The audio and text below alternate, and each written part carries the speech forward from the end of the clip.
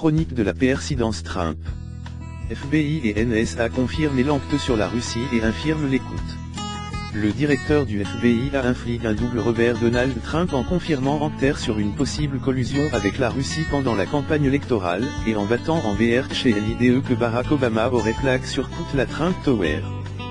Lors d'une rare intervention publique au Congrès, James Comey a confirmé le lancement la fin du mois de juillet 2016 d'investigations sur une éventuelle coordination entre des membres de l'équipe de campagne de Donald Trump et le gouvernement russe.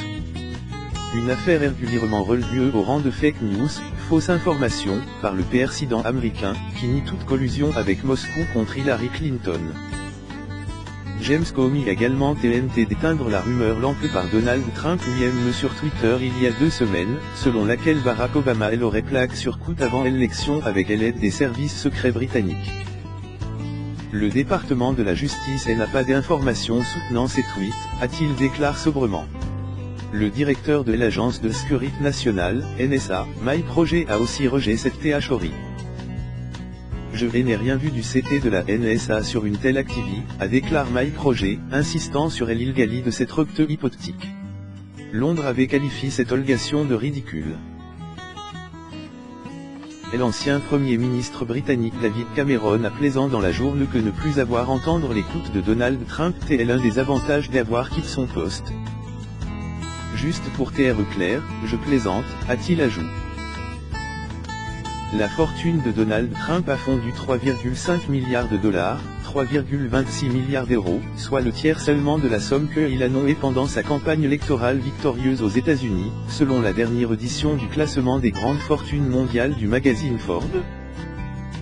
Le président américain dégringole ainsi de PRS de 140 places dans le 31e classement annuel du magazine, au 544e rang, en grande partie cause du marasme du marché immobilier new-yorkais.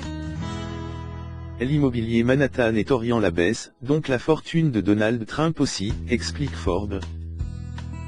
Je viens d'entendre que la chaîne d'information bidon CNN est nouveau en train de faire des sondages malgré le fait que leur sondage d'élection est complètement erroné désastre, sick. Bien meilleur chiffre sur Fox, a tweet le président au petit matin. Immigrés de Manès dans le vignoble familial.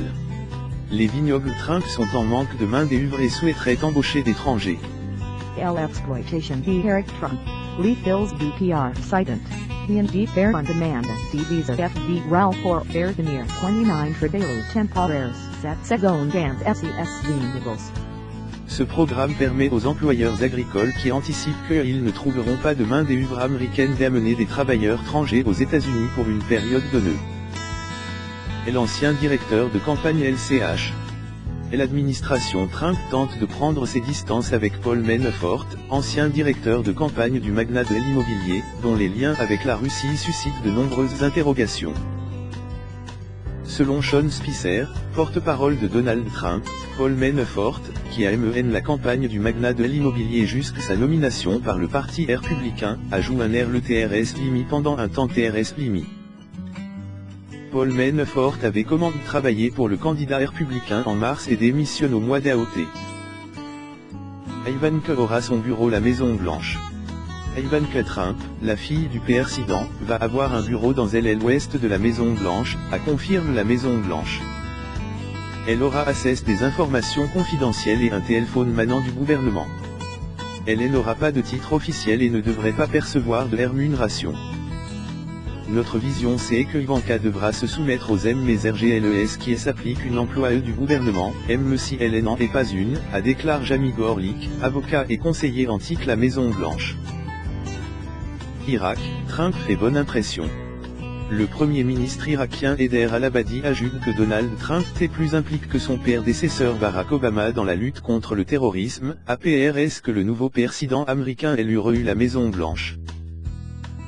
Je crois que cette administration veut être plus impliquée dans la lutte contre le terrorisme.